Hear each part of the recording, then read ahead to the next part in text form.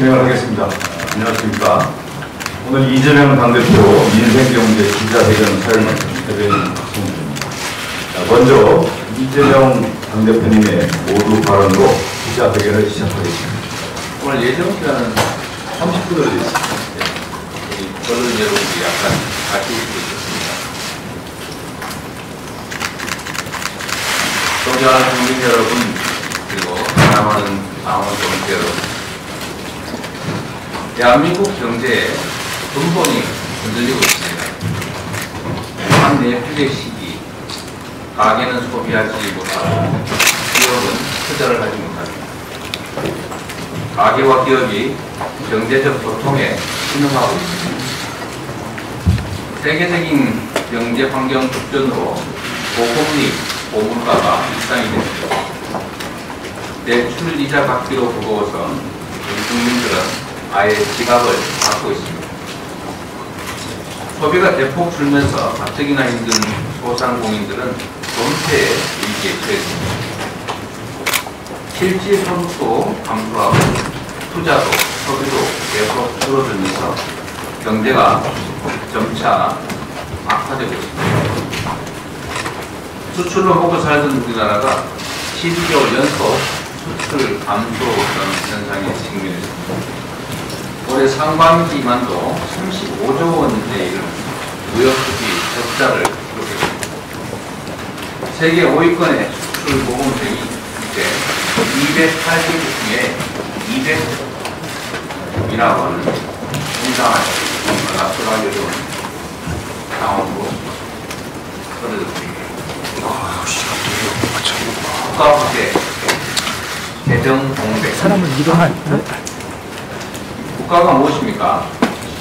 국가는 국민의 생명과 안전을 지키고 국민의 더 나은 삶을 그리고 국가의 더 밝은 미래를 책임져야 합니다. 지금 우리 국민들은 경제를 살려달라고 절투하는데 윤석열 정부는 건전재정이 중요하다라고 말합니다. 정부가 어떻게 가계와 기업 고통에 이렇게까지 무감각할 수 있는지, 또 기본적 경제 논리에 무지할 수 있는지 이해가 되지 않습니다. 경제의 3주체라고 하는 가계, 기업, 정부 중에서 가계와 기업이 타격을 받으면 정부가 나서서 소비와 투자를 증대시켜 경기를 부양하는 것입니다. 민간 경제가 과열되면 정부가 증세라든지 이자율 통제와 같은 재정 정책, 금융 정책을 통해서 경기를 안정시킵니다. 이게 정부가 하는 도전적인 생각입니다. 그런데 윤석열 정부는 호황이든 불황이든 오로지 건전 재정만 매달립니다. 경기 불황으로 수입이 줄었으니 이제 저 허리띠를 졸라매라고 합니다.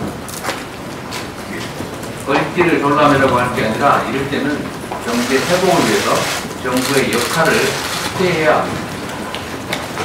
올해 2분기 소비, 수출, 투자 모두 감소한 트리플 위기가 발생했습니다.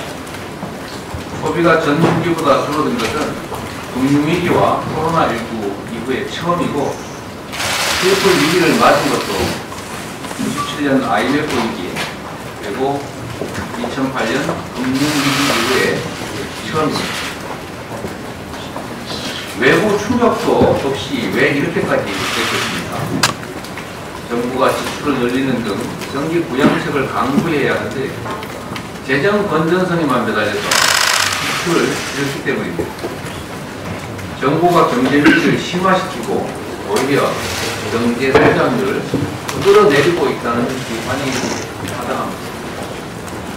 2% 초반대로 예상되는 내년 경제 성장률은 반도체를 포함한 IT 경기 회복이 연대입니다.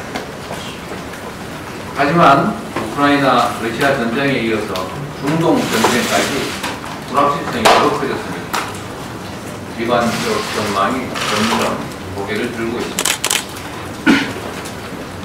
상저하고를 기대했다는데 문제는 내년이 더 걱정입니다. 경기 침체로 세금도 잘 거치지 않고 초부자 감세로 인한 세수 결손에다가 소극적 재정 운용까지 정부가 지금처럼 무대책으로 민생과 경제를 방치하면 경제는 더 나빠질 것이 확실합니다.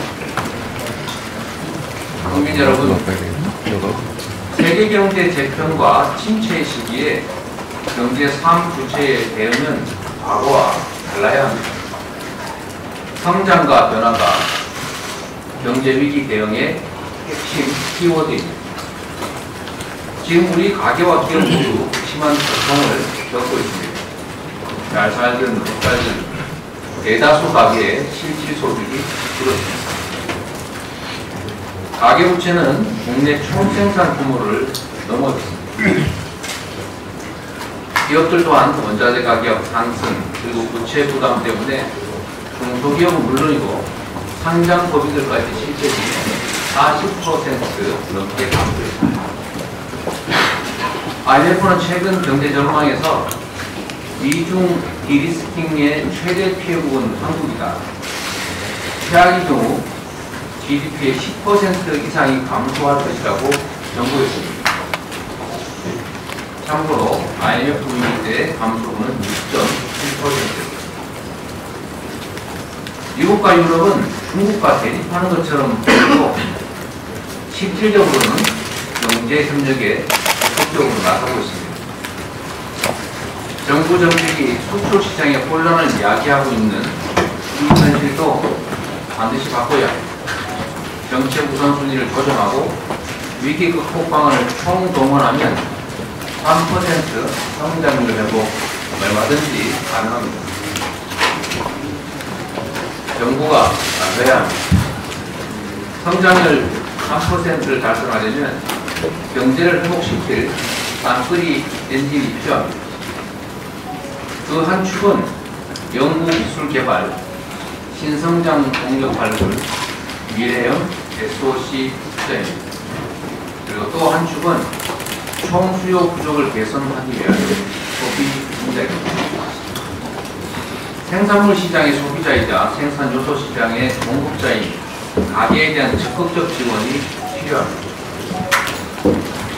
경기 침체 때문에 어려운 분들은 돈을 쓰고 싶어도 쓸 돈이 없습니다. 필수적인 소비조차 줄여야 하는 상황입니다. 소비 축소가 경기 흐름을 악화시켜 더 큰 경기 침체를 불러오지 않도록 실질 소득 증대 그리고 양극화 완화에 정책 역량을 집중해야 합니다. 자영업자의 대출 이자를 포함한 가계부채 문제는 우리 경제 전체의 목줄을 누르고 있는 시한폭탄 같습니다. 이 위기를 방치하면 언젠가는 터질 수밖에 없습니다. 가계와 기업은 모두 자기 몸보다 더 큰 부채에 눌려서 숨어갔습니다. 반면에 정부는 비교적 양호한 편입니다. 정부가 이 빚 부담을 나눠지지 않으면 가계와 기업이 그대로 주저앉아서 우리 경제를 회복 불능의 상태로 몰아넣을 수가 있습니다. 전기 가스 비용 부담만으로도 숨이 넘어가는 자영업자들도 살려야 합니다. 주거나 일자리 모든 면에서 자립이 어려운 청년들의 부담도 대폭 덜어두어야 합니다. 존경하는 국민 여러분, 선진경제 문턱인 지금 기술 초격차가 어느 때보다 중요합니다. 산업의 쌀이라 불리는 반도체가 우리 경제에 눈부신 발전을 가져왔고 있습니다. 지금은 미래를 내다보며 연구개발에 집중 투자해야 합니다. 자원이 부족한 우리나라에서 국민들의 교육열이 지금의 경제 성장 성과를 가져왔습니다. R&D가 저성장을 막고 생산성을 높이는 핵심적 방안이라는 사실을 다시 깨달아야 합니다. 안타깝게도 정부는 제대로 된 논의도 없이 3일 만에 R&D 예산을 일률적으로 삭감해버렸습니다. 지난 6월 국가재정전략회의에서 대통령의 호통 한마디에 증액하려던 본래의 예산안이 사라져버렸다고 합니다. 늘려야 할 R&D 예산을 일괄적으로 줄이다 보니 전기세를 감당 못한 한국과학기술정보연구원이 한때 슈퍼컴퓨터 가동을 중단하기도 했다고 합니다.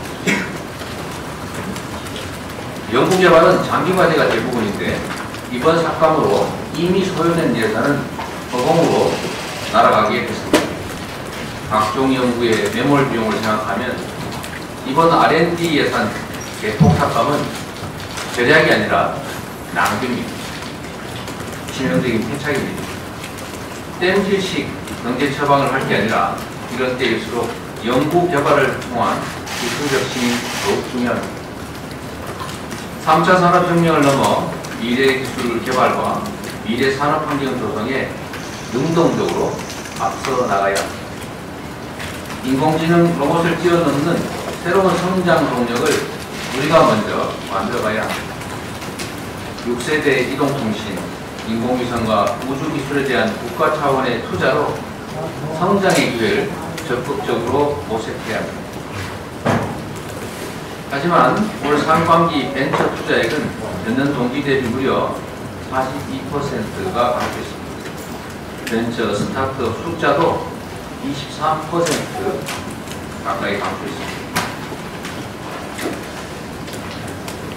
전체 기업의 작년 청년 고용은 줄었는데 벤처 창업 기업의 고용은 늘었다는 점을 눈여겨봐야 합니다.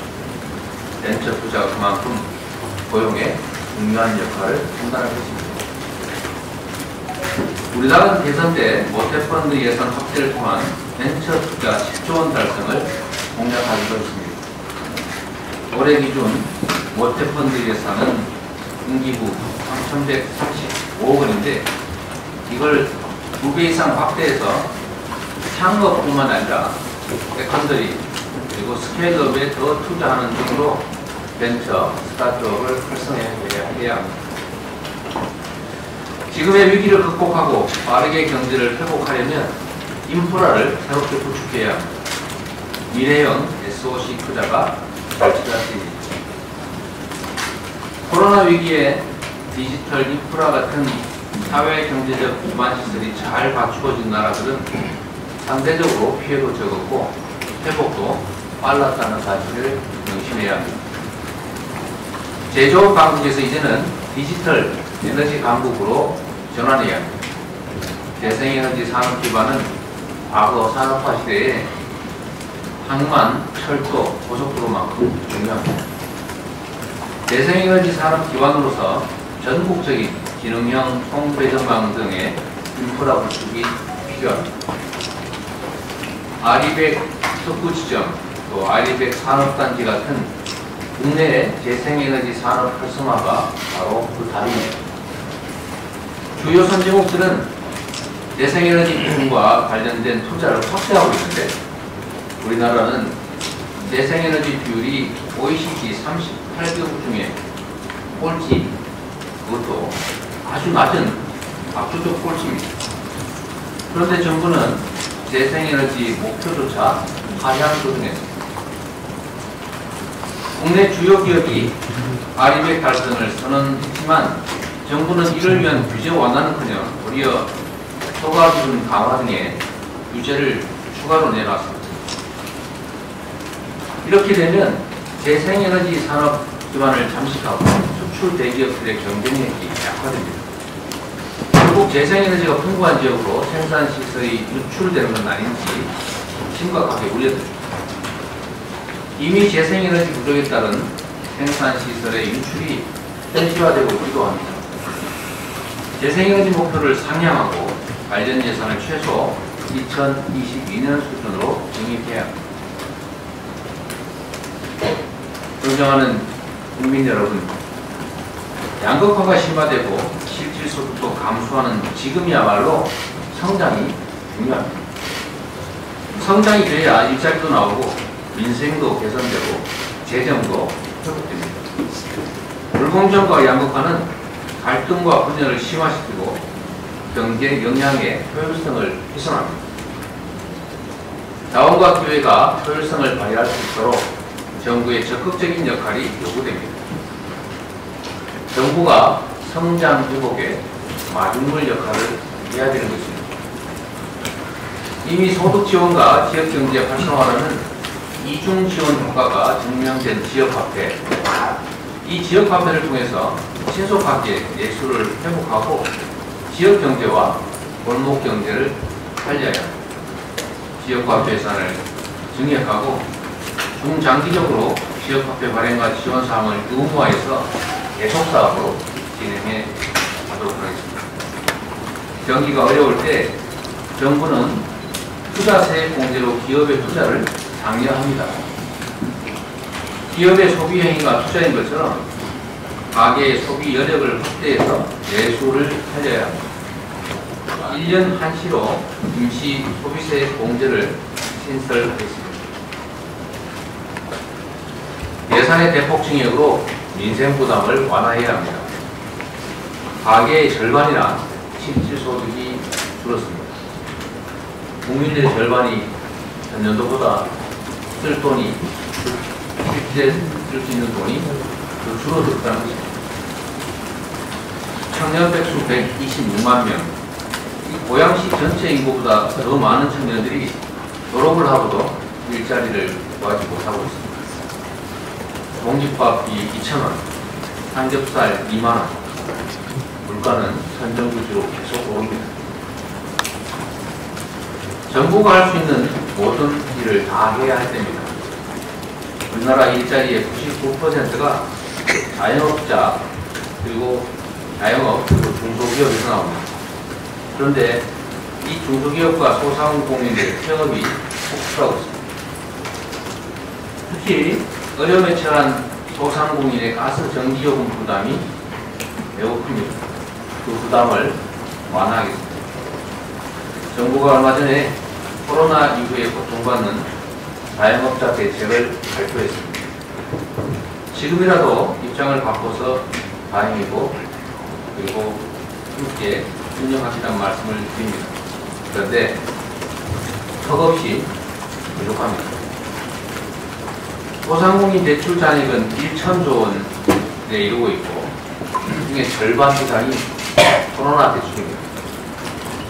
다른 선진국들은 코로나 위기 대응을 위한 재정 부담을 정부가 쌓아놨는데, 우리나라는 그 부담을 대부분 민간 영역, 자영업자들에게 떠넘겼습니다. 여야 모두가 코로나로 인한 피해를 책임지겠다고 공언했는데 실제로 진행된 것은 없습니다. 우리 민주당이 수없이 대선 때 약속을 지키자 새롭게 소상공인 자영업자 지원 정책을 만들어 지정하자고 했지만 마이 동풍이었다는 안타까운 말씀을 드립니다. 지금이라도 그렇지 않았습니다. 약속한 대로, 그 며칠 전에 발표한 대로 실현 가능한 대책을 시행해 나가기를 바랍니다. 최근 민간 대출의 연체액과 연체율이 모두 급격히 상승하고 있습니다. 더 심각한 것은 대출의 73%가 만기 1년 이내에 단기라는 점입니다. 민관이 협력하여 3조 원 가량의 이자 부담을 줄여주는 금리 인하 프로그램을 정부 여당에 제안합니다. 우리 서민들의 교통비 부담이 너무 큽니다. 독일은 서민의 교통비 부담을 줄이고 동시에 탄소 배출도 줄이는 5유로 티켓을 발행했습니다. 독일은 지난 5월 이 제도를 전면 도입해서 대중교통 무제한 정류권인 49유로, 우리 돈으로 한 7만원 정도의 티켓을 발행했습니다. 독일이 시행한 최고의 정책 중 하나라고 평가받을 정도입니다. 우리도 가능한 대책을 만들어야 합니다. 그래서 우선 청년들의 교통비 부담을 줄일 수 있도록 청년 3만원 패스를 제안합니다. 이 제도가 안정적으로 정착되면 전 국민을 상대로 확대하도록 하겠습니다. 참고로 안타까운 일인데 렌트의 사기 피해가 계속 늘어나고 있습니다. 피해자 부재로 다시는 이로 인한 극단적 선택들이 생겨나지 않도록 해야 합니다. 우리 당은 보안법을 약속해서 그 약속대로 이미 개정안을 발의해 놨습니다. 전세 사기 가해자를 처벌하는 것도 당연히 중요하지만 전세 사기 피해자 구제가 더더욱 중요하고 시급합니다. 전세 사기 피해자 구제를 위한 입법은 물론이고 전세 대출에 따른 이자 부담도 완화해 가겠습니다. 1인 가구도 계속 늘고 있고 월세 비중도 점점 높아가는데 월세 대상의 12%만이 세액공제 혜택을 받고 있다고 합니다. 소득이 낮은 세입자들에게도 실질적 도움이 될 수 있도록 기부금 공제처럼 2월을 통해서라도 월세 공제가 가능하도록 월세 공제 혜택을 받을 수 있도록 하겠습니다. 존경하는 국민 여러분, 윤석열 대통령께서는 시정연설에서 국민께서 바라는 국정 운영의 변화를 요구하셨습니다. 1년 반 동안의 정부 실정에 대한 합리적인 설명도 없었습니다. 우리나라가 선진국 클럽이라는 OECD에 가입한 이듬해 IMF 위기를 맞았듯이 계속되는 위험 신호를 무시하면 또 한 번 선진국 문턱에서 자포할 수밖에 없습니다. 달라지겠다. 국민이 늘 옳다는 대통령의 말씀은 가계와 기업이 휘청일 때 정부가 적극적인 역할을 해 나가야 비로소 실현될 것입니다. 국정은 장난이 아닙니다. 주 69시간제, 의사정원 확대 이런 것들처럼 오늘은 이 의제를 던졌다가 내일은 슬그머니 또 다른 의제를 내미는 식으로 국정을 가볍게 잡으면 안 됩니다. 민주당은 무거운 책임감으로 그리고 말이 아닌 행동으로 민생 해결과 경제 회복을 주도해 나가겠습니다. 비온 뒤에 땅이 굳어지듯이 더 단합된 힘으로 유능한 정당, 효능감 있는 정치를 실천해 가겠습니다. 민생 경제 회복을 위한 성장률 3% 달성 확실히 추진하겠다는 말씀을 드리면서 정부 여당의 전향적 태도를 다시 한번 고맙습니다. 네, 이재명 상대표님의 모두 발언이 있었고요. 오늘 민생 경제 시장에 전자신문 최기창 기자부터. 네, 안녕하세요. 전자신문 최기창 기자입니다. 일단 복귀하신 거 축하드리고요. 기자회견 하는 거 보니까 다시 일을 돌기로 하고 있다는 생각이 좀 듭니다. 질문을 다시 드리겠습니다. 결국에 이게 지금 예산 문제인데 공식적으로 예산안 재검토를 정부에 요청을 하시는 건지 좀 궁금하고요. 두 번째는 이제 증액 관련된 협상 경우에는 사실 야당의 역할보다는 여당과 정부가 좀 더 영향이 좀 더 많은데 그럼 결국에는 아까 말씀하신 것들을 실현시키려면 구체적으로 조금 더 전략이나 방법들이 좀 있어야 될 것 같습니다. 구체적으로 설명 부탁드립니다. 정부의 정책은 대부분 예산으로 반영되고 처리됩니다. 정부 정책의 핵심을 보여주는 예산안이 이미 우리 민주당 원내지도부에서 국정이나 무엇을 시작했던 것처럼 매우 부족하고 이해하기 어려운 부분들이 많이 있다는 거죠. 당연히 예산의 심사 의결권은 국회에 있습니다.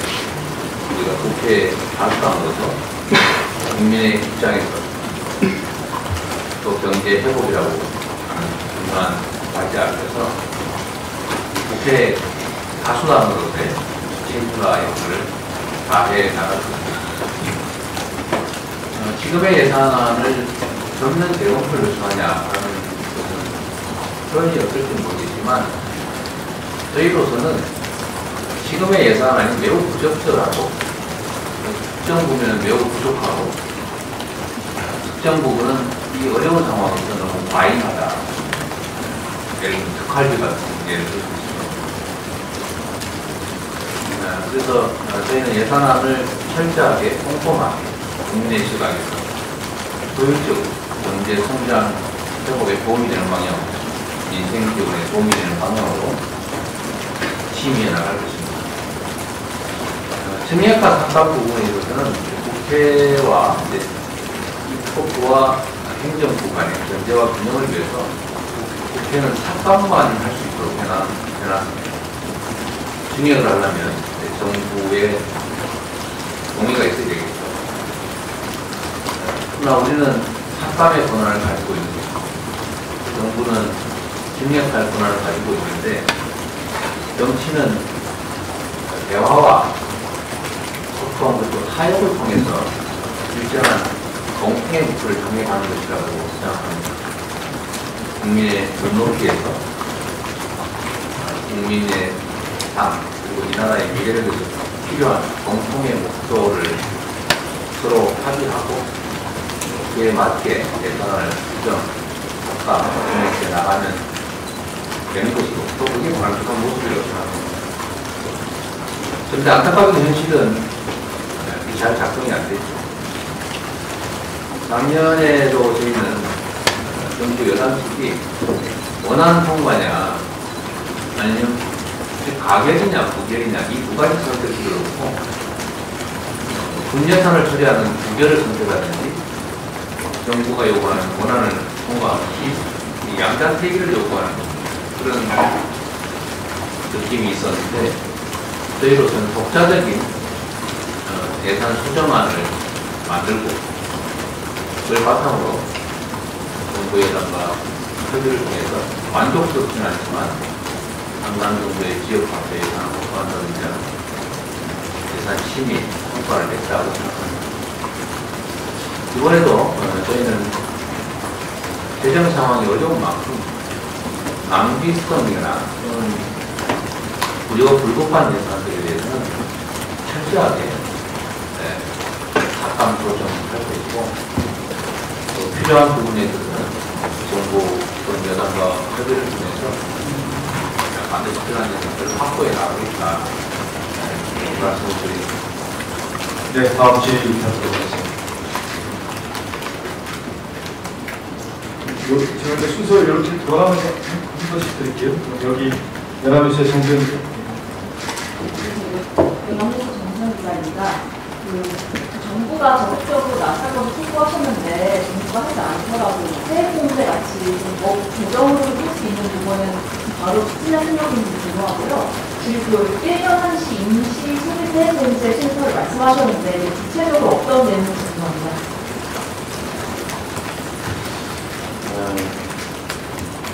일단은 이 세금과 관련된 예산 통수 과정에서 이렇게 협상을 통해서 관철하는지 또 관철이 안 되든지 결론이 나게 될 겁니다. 그런데 이거를 물론 이제 별도 법안으로 저희가 추진할 수도 있지만 하다못해 여당이 동의하지 않으면 현재 국회 선진화법 때문에 사소한 법안 하나 통과하는데도 거의 2년 가까이 소요되는 상황입니다. 과학적 협의를 통해서 정부와 가능한 타협안을 만들어내야 되겠죠. 저는 소비세액공제 부분은 아까 말씀드렸습니다만 기업 경영의 투자세액공제처럼 일정한 소비에 대해서 세세상의 지원을 해주는 제도가 필요하겠다는 생각입니다. 물론 이것도 이번 예산 심의 의결 과정에서 예산 부분 법안으로 저희가 함께 논의할 수 있는데 안타깝게도 우리가 다수당이긴 하지만 일방적으로 하면 매우 어려운 측면이 있다는 말씀드립니다. 국민들의 동의를 저희가 획득해 나가면서 정부 예산도 어쩔 수 없이 동의할 수밖에 없도록 만드는 게 저희 능력이 되니까. 네, 다음 질의 준비해가도록 할까요? 안쪽에서 한번 볼까요? 네, 동아일보 정석수 기자. 청년 3년하는 패스의 마이크를 좀 해주세요. 자기 소개 좀 한번 더 해주시기 바라겠습니다. 동아일보 정동택 기자입니다. 아까 말씀하신 청년 3만원 패스 관련된 그 소요 예산을 얼마나 생각하시는지, 그리고 그에 대한 재원 조달 마련은 어떻게 하실 건지 보고 좀 주십니다.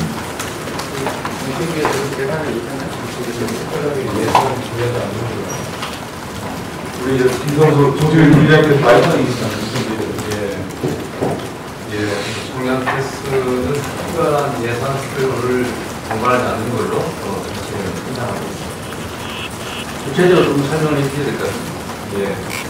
지금 기존의 지자체에서 청년 대학생들을 위한 청년 패스 제도를 운영하고 있는데, 어느 지역은 하는 것도 있고 안 하는 것도 있어서 이번에 저희 원래는 전 국민을 대상으로 한 패스와 청년 패스 두 가지를 고려를 했는데, 전 국민 대상 패스는 상당히 많은 예산이 소요되기 때문에 우선 청년 패스부터 도입하고 그 성과를 봐서 전 국민 패스로 확대하겠다고 하는 건 계획입니다.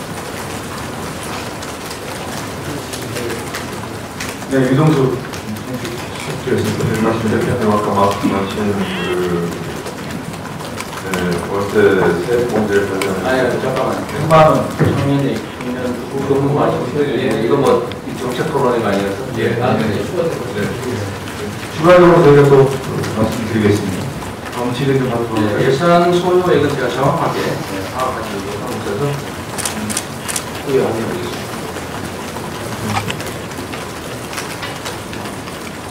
안쪽에 제가 드렸으니까 요 앞에 한번 드릴게요.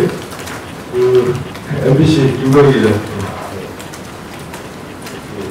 재정을 확장하면 물가 불안이 계속된다는 정도에서 지속되는 논리잖아요.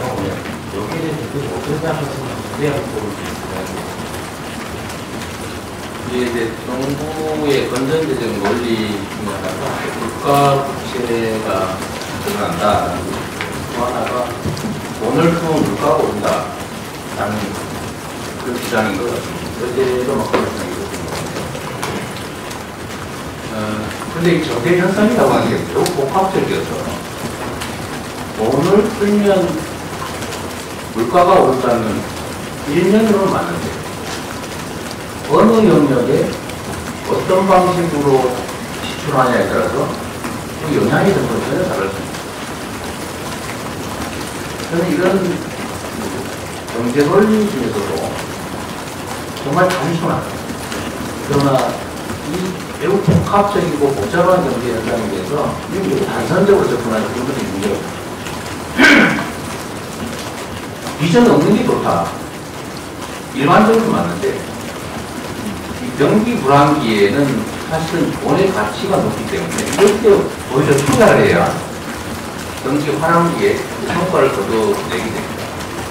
그래서 빚이 나쁘다, 이런 일반적 고정관념으로 문제나 일상적으로 관찰하면 제대로 된 유능한 경제 운영이 불가능합니다. 재정 지출이 늘어나는 물가가 오를 것이다. 일반적으로 맞습니다만 어느 영역에 어떤 방식으로 무엇을 위해서 하느냐에 따라서 그 영향력은 전혀 다를 수 있습니다. 예를 들면 물가가 5%가 오르는데, 그런데 지금 현재는 성장률이 2%다.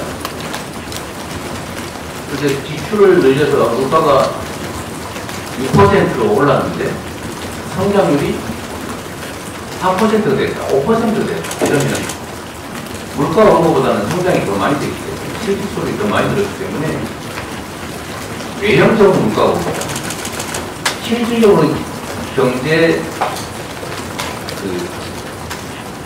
실질적 소득 GDP는 늘어났다. 그래서 이런 문제들을 단선적으로 접근하는 게 지금 현재 정부의 사실은 근본적 문제라고 합니다. 네, 다음 질의 좀 하도록 하겠습니다. 되었으니까 이쪽으로 한번 들어가겠습니다. 네, 프로젝트 총장입니다. 자기소개 한번 해주시고. 송다영 기자입니다. 선생님, 말씀하신 대책들이 말씀하신 것처럼 정부와 여간히 협의도 하셔야 할 것 같은데, 그 회견문에는 이제 대통령과 여당 대표와의 혼자 회동이나 이런 게 언급이 안 되어 있어서요. 혹시 대표님 뭐 이 자리를 빌려서 3자 회동 다시 제안하실 생각이 있는지 궁금합니다.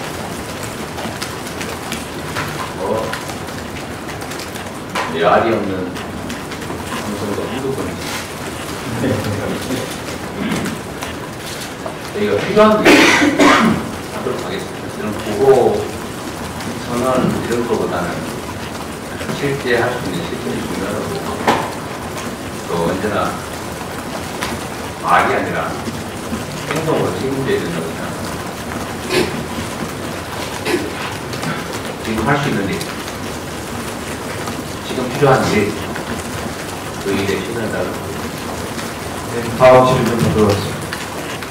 이 앞에 한번 가고 이쪽으로 다시 가도록 하겠습니다. 팀조선 이광희죠. TV에서 이화희 기자입니다.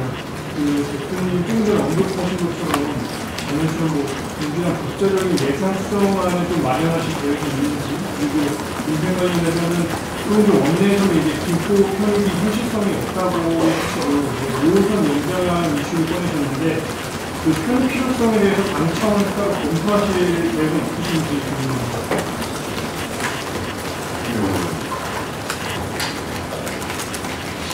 수정안 문제는 지금 당장 저희 극단적인 경우를 상정해서 이 준비를 물리적으로 에너지도가 있을지는 원내에서 판단할 일이 있었습니다. 적절한 시기에 필요에 따라서 저희가 원내 전략에 맞춰서 원내에서 잘해주실 거라고. 또 하나의 문제는 오늘 국민들의 삶이 걸려있는 이 생각 경제에 관한 이야기입니다. 집중하는 것은 적절하지 않은 것 같고, 저는 국정을 하는 데 있어서 아까도 말씀드렸습니다. 69시간째 던졌다가 이거 말이 안 되네. 그럼 하지 말지 뭐. 적당히 미안하다는 말도 없이 대혼란을 이야기하고 노선을 그 외에도 뭐 이런저런 얘기들이 많습니다만 최근에 예를 들면 의사정원할 때 정말 중요하지 않습니까? 신중하게 모든 가능성들을 체크하고 모든 가능한 경우에 대한 대비책을 마련해서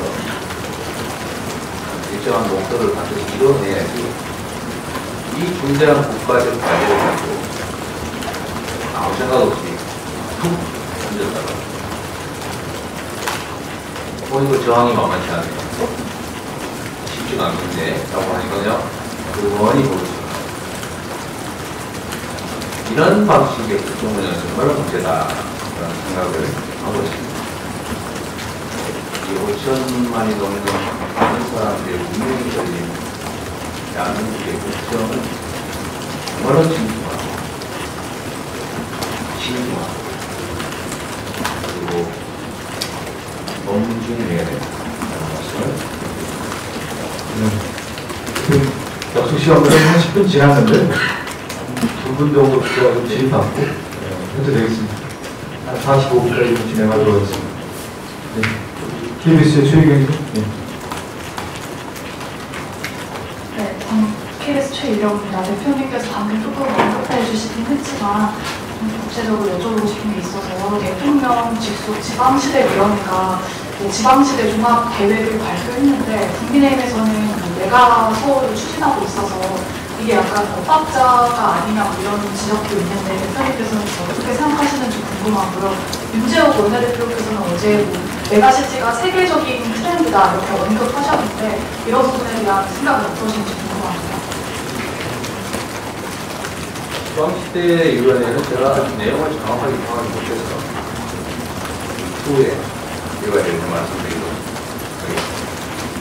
두 번째 문제는 지금 미리 말씀드린 게 있어서 저도 대시하도록 하겠습니다. 다음 질문. 오마이뉴스 쪽이죠? 안녕하세요. 오마이뉴스 박입니다. 세상이 말씀하셨는데 사실 이 세상 나왔던 부분이나 평소에 그 상준이 주셨던 인지 부분으로 알고 있거든요. 민주당에서 부활성을 했지만 사실 이제 정기팀 얼마 안 남은 상황이라 이 부분에 대해서 얼마나 의지를 갖고 추진할 계획인지 궁금하고요.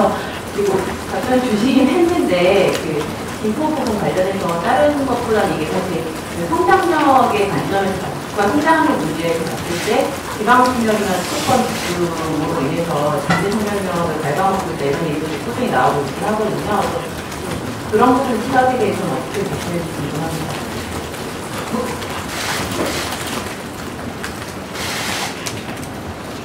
제가 어제도 어떤 자리에서 잠깐 말씀드렸는데 대한민국의 민간 부채, 이 가계 부채는 계속 증가하고 대한민국의 국가 부채는 그냥 꾸준히 50%이야. 다른 선진국들은 국가 부채가 대체적으로 110, 120을 유지하거나 또 그렇게 늘어나면 큰 문제가 없습니다. 대신에 민간 부분의 부채는 많이 줄어들어요. 뇌포가 정부 영역은 늘고 지금 가계 부분은 늘어나게 보여지고 있는데 선진국은 국가 부채는 좀 늘어나고 가계 부채는 벗기는 그런 모습을 보이고 있습니다. 예를 들면 저희가 임금 체불에 대해서 이런 제도를 도입하자고 저희가 일부 많이 되었습니다. 임금 체불이면 여러분도 임금을 받을 수 있는데 얼마나 깝깝하겠어요. 그래서 뭐 공장에 기계 팔고 뭐 해서 소송해서 압류하고 집행하면 비용도 많이 들고 오래 걸려서 결국은 엄청난 고통을 겪게 됩니다. 이럴 때 정부가 먼저 임금을 지불해두고 그 임금을 받을 때서 받는 일은 정부가 한다. 이런 제도가 있습니다. 사실 전세 사기 문제도 비슷하죠. 전세 사기도 선구제를 해줘야 사람이 살지. 또 전재산에 빚까지 내가지고 전세 보증금 냈는데 어느 날 그게 사라지면 어떻게 삽니까? 못하니까 떠나는 거죠. 떠나고 싶지 않겠습니까? 혼자 떠나는 것도 아니고 온 가족 불안하고 떠나지 않습니까? 이럴 때 국가가 필요한 겁니다. 한 사람의 목숨이 가지는 가치, 그건 따질 수가 없죠. 또 한 사람의 성인이 자라나서 이 사회 학교 정원으로 역할을 할 때 얼마나 많은 비용이 듭니까? 거기에 비하면 사실 전세 피해자, 그 수많은 사람들이 극히 일구하고 있는 전세 피해자들의 이 전세 보증금을 우선 구제해주고 정부가 그걸 추후에 보상을 해나가는 그런 방식은 원래 정부가 해야 될 역할 중에 하나입니다. 물론 이 과정에서 구제하느라 들어가는 재정 지출보다 회수되는 금액이 훨씬 적겠죠. 그 차액 요구 정도의 부담이 됩니다. 이런 게 많이 쌓이는 국가 부채가 됩니다. 근데 이걸 감수해야 됩니다. 절대 국가는 손해보지 않습니다. 그냥 당신들의 문제는 국민들끼리 알아서 해라. 이러니까 국민들의 삶이 나빠지고 정부의 재정은 그야말로 말대로 건전하고 안정적일지 몰라도 국민의 삶을 피폐해지는 거죠. 이 전세 사기의 선부제 문제, 예를 들면 체불임금의 최단 지급 문제, 또는 온갖 국민들이 겪는 이 대출금 문제, 이런 것들을 정부가 떠안고 일부 손실을 정부가 부담하면 민간의 부채나 부담은 줄어듭니다. 근데 정부의 부담은 늘어나요. 이게 정상입니다. 그런데 이 전세 사기 문제도 우리가 선구제하고 후 부상하자라고 하지만 정부에다 꼼짝하지 않습니다.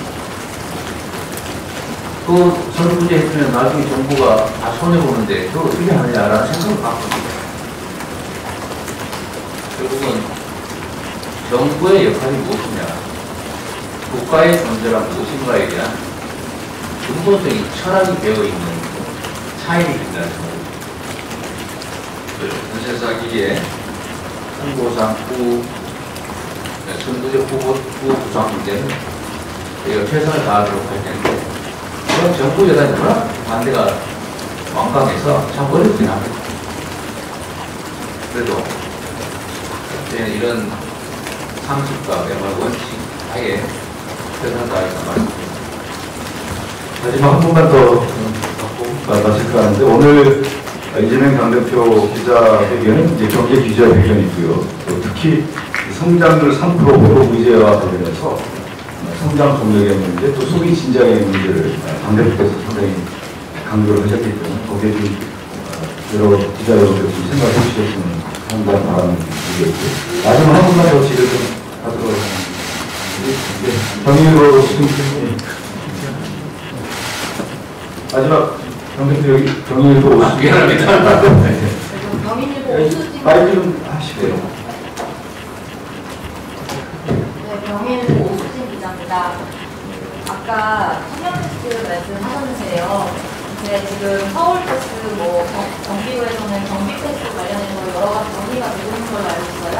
근데 지금 서울 경기권 수도권의 경기 교통 문제는 하루 이틀 이슈가 아닌데, 지금 대표님께서 말씀하신 것처럼 민주당이 이제 또 전국민 교통패스를 만약에 추진한다고 하시면 이 문제들을 어떻게 조율해 나가실지 궁금합니다. 제가 정확한지 모르겠는데, 제가 듣기로는 정부 여당도 그걸 추진하고 있잖아요. 우리 약간씩의 경쟁을 하잖아요. 결국 아까 재정 문제도 말씀하셨는데, 이게 지방자치단체마다 부상 버스 운영하는 곳이 있어요. 또 경기도에서도 저 같은 경우에 청년 교통 지원 등 청소년 교통 지원 등등 실제로 지금 사례가 있고, 또 인류로 이런 것들이 워낙 유행하기도 하고 통평을 받다 보니까 지방 정부들이 약간씩 형태는 다르지만 교통비 지원 정책의 일환으로 많이 시행하는 것 같아요. 그리고 어쩌면 서울 같은 과밀한 지역들은 교통패스는 주로 대중교통에 적용이 되기 때문에 자가용 이용이나 이런 것들이 많이 줄어듭니다. 환경적인 효과도 사실은 있고, 또 이 정체 문제나 또 교통 간접 비용 부담 문제도 많이 해소할 수 있기 때문에 사실은 꼭 교통비를 깎아줄 만큼 재정 손실이 발생하는 건 아니에요. 상당 정도가 다른 측면에서 무한적인 것 같아요. 지금 아까 제가 그 정확한 추계 금액을 아마 지방정부의 부담 부분이라든지 그런 중앙정부의 부담 비율 문제 이런 것들을 정확히 계산을 못했기 때문에 사실 금액을 제시를 계속 못하고 있는데, 필요한 건 분명하고 지방정부들이 시행하고 있는 것들이 중앙정부 정책과 겹칠 경우에는 두 가지를 통합해서 운영하게 됩니다. 사실 지방정부는 부담이 줄어들게 되죠. 지방정부는 이미 시행하고 있는데 중앙정부 차원이 시행하게 되면 결국 중앙지방 일정 부분 또 분담을 하게 됩니다. 안 할 수가 없겠죠. 그러면 사실 이미 시행하고 있는 지방정부들은 정부가 그 부분을 일부 부담을 해주고 약간 비용은 바뀌겠지만 재정 부담이 줄어드는 효과가 있고, 새로 시작해야 되는 자치정부들은 조금씩의 재정 부담이 있겠고, 그 수도권의 광역교통 문제는 사실 지금 경기, 서울, 인천 따로따로 하다 보니까 각 지방정부의 교통정책이 충돌합니다. 예를 들면 서울은 경기도 광역버스를 출장 못 들어오게 막는 입장이고, 경계 지점에서 다 폐차하게 합니다. 근데 서울 입장에서 또 막아야 될 필요도 있고, 그래서 광역교통 행정을 담당하는 광역교통위원회를 만들긴 했는데, 원안이 매우 취약해가지고 조정 기능을 제대로 발휘하지 못하고 있습니다. 그래서 사실 수도권 또는 광역교통 문제는 광역교통 전담 기구의 권한을 좀 많이 늘려서 거기가 주된 결정을 갖도록 하는 게 실질적이고 해결 중에 하나일 수 있습니다. 지방정부 부딪히니까 이게 좀 조정이 안 되는 것들이 있고, 그 때문에 해결 또는 해소 가능한 교통 문제도 해소하지 못하는, 완화하지 못하는 그런 문제가 있고요. 네, 대표님, 지금 9분 질문이었고요. 여러 경제 상황과 관련된 얘기를 했고, 오늘 가장 중요한 의제는 신경률 3% 회복에 관련된 당대표께서의 견해를 밝혀주셨습니다. 오늘 이상으로 이재명 당대표 민생경제 기자회견을 마치겠습니다. 참석해 주신 언론인 여러분 감사합니다. 감사합니다. 네, 고맙습니다.